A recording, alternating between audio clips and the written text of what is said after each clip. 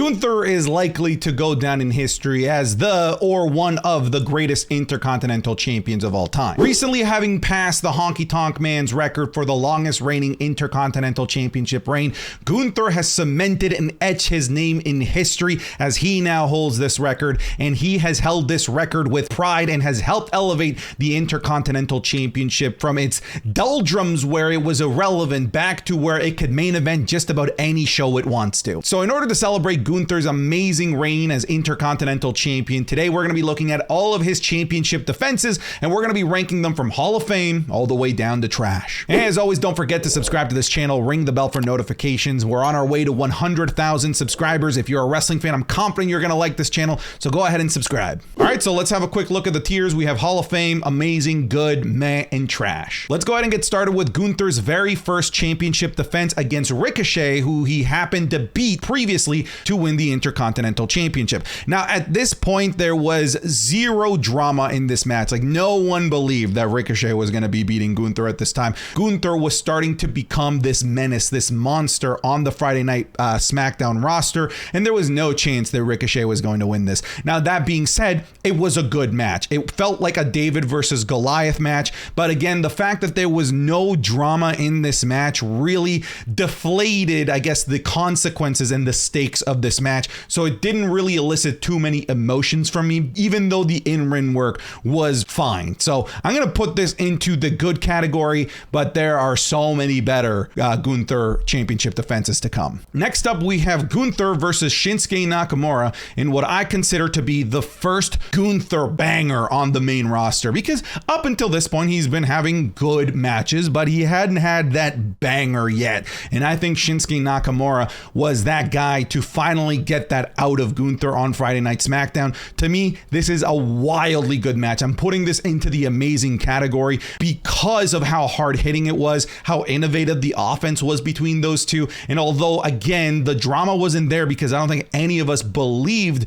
that Gunther could win this, I think that this is the match that helped bring Nakamura back out of obscurity that he was feeling in for a very, very long time. So this match made Nakamura look like $1 million, and it was the very first, in my opinion, Gunther classic. I'm putting this in the amazing. And hey, they're gonna get better from here, because next up we have Gunther versus Sheamus at Clash of the Castle for the Intercontinental Championship. Not only is this the best Gunther match, but this is one of the best matches that I've ever seen. Easily the best match in all of 2022. This had it all. It had an absolutely electric crowd. We had a quasi homeboy. I know he's not from Wales, but you know, Sheamus being from that neck of the woods meant that he was the hometown hero. He was the one that everyone in attendance wanted to see win, and everyone at home believed that Sheamus could win this because they were billing him as, you know, Gunther's first true test. And also we were in the thought of, yeah, this could be Sheamus's first opportunity at becoming a Grand Slam champion. But this match was absolutely fantastic. There was no interference. It was just two burly dudes slapping meat, and it was an absolute instant classic. Let me reiterate that, an instant classic. One of the best matches in WWE history, folks, for the Intercontinental Championship. And just a couple of months before, the Intercontinental Championship was this irrelevant relic that no one cared about. And Gunther not only was slowly elevating this title, but also putting on just like absolute masterclass matches along the way. And if I had a tier above Hall of Fame, I'd put a tier above Hall of Fame. This is one of the best matches that I've ever seen. Then we have the rematch, Gunther versus Sheamus at SmackDown, for some reason not at Extreme Rules. It was at the day before Extreme Rules. This match was also amazing, and it had the drama because a lot of people thought that, hey, you know what, okay, Sheamus wasn't able to do it at Clash of the Castle. Surely the second attempt is when he finally wins it and becomes the Grand Slam champion that we've been wanting him to become. Unfortunately, Unfortunately, it was not the case. The only problem that I had with this match was that it had a lot of interference. Unlike their Clash at the Castle match, everyone got involved. We had the Brawling Brutes get involved. We had, of course, Giovanni Vinci and Kaiser get involved. And Gunther ended up winning through cheating by hitting Gunther with a shillelagh. And that's kind of lame because these two have shown, and Gunther has shown, that he doesn't need to cheat to beat Sheamus. It just...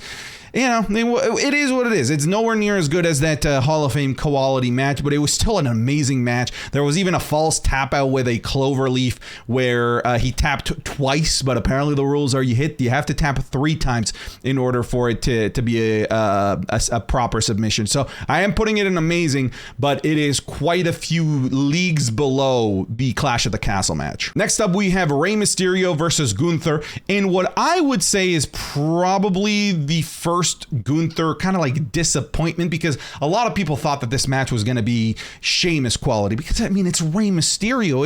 It's a David versus Goliath story. Rey Mysterio works so well with guys the size and the skill level of Gunther, but it ended up being a pretty routine Rey Mysterio match. If I'm being honest here, it was cool to see Gunther win with a clothesline, because up to this point he'd been winning with the powerbomb. But as you'll see, Gunther starts to get really creative with his finishers from here on out. This match, look, I'm talking trash about it, but it's still a really good match. There's very few not great Gunther matches. It's still a good match. To me, it was just disappointing because I don't think it lived up to the expectation, but it was also on SmackDown, so it's tough to have these like Hall of Fame quality matches on SmackDown when you're going to commercial break, etc. It's still a good match, but it did let me down a little bit. Next up, we have the rematch of Gunther versus Ricochet, and this was, in my opinion, better than their first Gunther title defense. Technically this is their third match because Gunther had to beat Ricochet, and then Ricochet got a rematch, and this is Ricochet's second rematch. This match, in my opinion, is better than their first encounter that I already talked about. At this point too, there was equalizers in play, because at that time Ricochet was partnered with Braun Strowman to help neutralize the rest of Imperium here, but it's still not in the amazing category. Still a good match. Ricochet looked great. I think that this is a match that helped elevate Ricochet, but I'm going to put this into the good category. Not quite as good as the ones just above it, but I think it's better than the other two that I have in the same category. Next, we have Gunther versus Braun Strowman in what I firmly believe is Braun Strowman's best match ever, and that's one of the things that Gunther is really, really good at, getting the best out of his opponents, because we know Gunther is good, but he is able to get amazing matches out of guys that maybe we haven't seen amazing matches from, or out of guys who are in a rut like a Nakamura who hadn't been able to put on amazing matches. And I think that this is a case where we've never really seen a great or amazing Braun Strowman match, but we got one here, and it demonstrated the strength of Gunther as well, winning with that last symphony and power bombing Braun Strowman. A man of Braun Strowman's size getting powerbombed is not a normal thing. It's not normal for humans to be able to do that to somebody the size of Braun Strowman. This match is amazing. I think it's Braun Strowman's best match ever, honestly, ever. Next up, we have Gunther versus Madcap Moss. I'm going to put this into the meh category for the very first time. I think it's a combination of the lack of star power or legitimacy that somebody like Madcap Moss or Riddick Moss, whatever you want to call him, brought to the table. And it was a very generic set of movesets from Riddick Moss, where he was just doing his sprinting football player thing without really innovating. That's the thing with other matches that we've had in this list, like the Ricochets, Rey Mysterios, Braun Strowman, Nakamura especially, is that there was innovative offense. It forced the opponent of Gunther to get creative to try and find a way to dethrone the ring general or to match him. And Riddick Moss didn't change anything of his game plan, didn't change anything of his moveset. It looked like a pretty routine run-of-the-mill Riddick Moss match, which is never going to be something that we're, singing praises about. So this is the first meh of the night. And then we have another instant classic. The triple threat match, Gunther versus Sheamus versus Drew McIntyre, goes into the Hall of Fame category. I still don't think it's as good as the Sheamus versus Gunther match at Clash in the Castle, but I think it's definitely an instant classic as well. In terms of in-ring work, if we take storylines aside and and drama and things like that, just pure in-ring work, this was the best match of all of WrestleMania, in my opinion. But the nice thing is that there was a history between all three of these guys. So all three of them felt special in this match. All three of them felt like legitimate people that could win this match. And my goodness, you want to talk about innovative offense? This is probably the most innovative offense that I've ever seen from Drew McIntyre, Sheamus, and Gunther. And they were all doing it at the same time. This match is an absolute banger. You need to go watch this if you haven't done so already. I don't think it's as good as the Clash of the Castle match, but it's second place, and it's second place by well ahead of third right now. And next up, we have Gunther versus Xavier Woods. And remember what I was saying about how Riddick Moss didn't innovate. He didn't bring his A game. He didn't change. He didn't elevate himself to the level of the ring general. Xavier Woods did all of those things. I also believe that in terms of singles matches, this is Xavier Woods' best match ever. I think that it was absolutely brilliant. Xavier Woods hasn't looked this good ever in terms of singles competition. He looked amazing. He also hit Gunther with this leg drop from the top rope that looked like he got like 30 feet of air. This is honestly Xavier Woods' best singles match ever, and I'm putting it in amazing. I thought it was so good. Xavier Woods looked like $1 million during that match. Next up, we have Gunther versus Riddle, and this is another meh one for me. And maybe it's just I don't love matches where, you know, the babyface comes injured and then the heel just focuses on the injury for the entire time. It was cool to see Gunther win with a brand new move because he's got like 50 finishers, as he won this match with I believe an ankle lock, if I'm remembering correctly. But this kind of disappointed because I felt like Riddle, of all people, can match the intensity and the creativity of Gunther the Ring General, but I don't think that he did that night. I felt like Riddle was a step behind, and so behind actually that I don't think Gunther was able to elevate him to put on another classic. So this one is disappointing. I'm putting it into the meh category. And again, a tale as old as time now at this point. Gunther gets the best out of people, and he did it against Mustafa Ali at Night of Champions. Ali's probably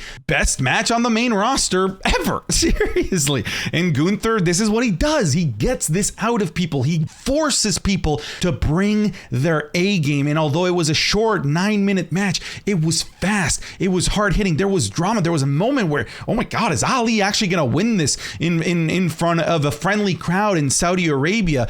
The chances weren't zero. And what was nice is that it also forced a character change from Mustafa Ali, as he didn't go into this feud with his positive Ali gimmick. It forced him to evolve, not just in the ring, but it forced him to evolve as a character and what was going on up here. That is the brilliance of Gunther. He gets the best out of everyone in every aspect. This is an amazing match. And next up is my biggest disappointment of the year so far. And here's the thing, it's not even a bad match. It's just very meh. It was Gunther versus Drew McIntyre at SummerSlam. This match let me down because I've been pegging this match as match of the year candidate because I thought that this was going to be the reincarnation of Gunther versus Sheamus at Clash of the Castle, and it ended up being a very mundane, run-of-the-mill McIntyre match, in my opinion. I don't think that both of the guys brought their A game. I thought that this was very average, and more than anything, just upsets me because of how much I was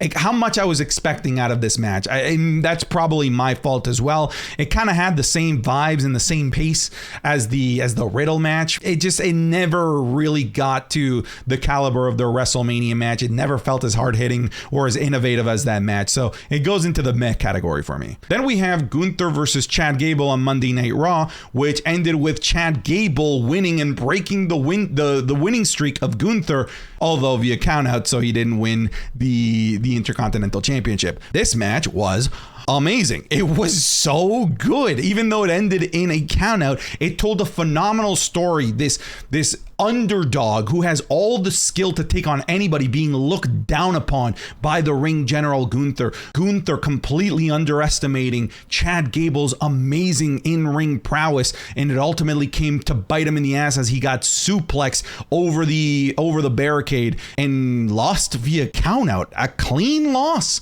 to Gunther, but Chad Gable looked amazing. It was this match that made everybody think like, hey, maybe it's Chad Gable to dethrone him. If not at Payback back. If not at Raw, then maybe at Fastlane or Survivor Series.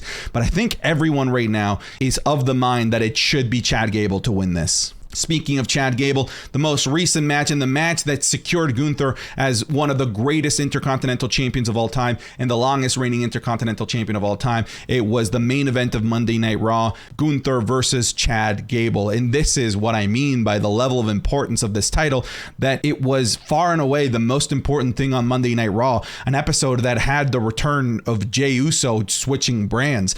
This Intercontinental Championship match felt incredibly important. It had premium live event feels for free on free television.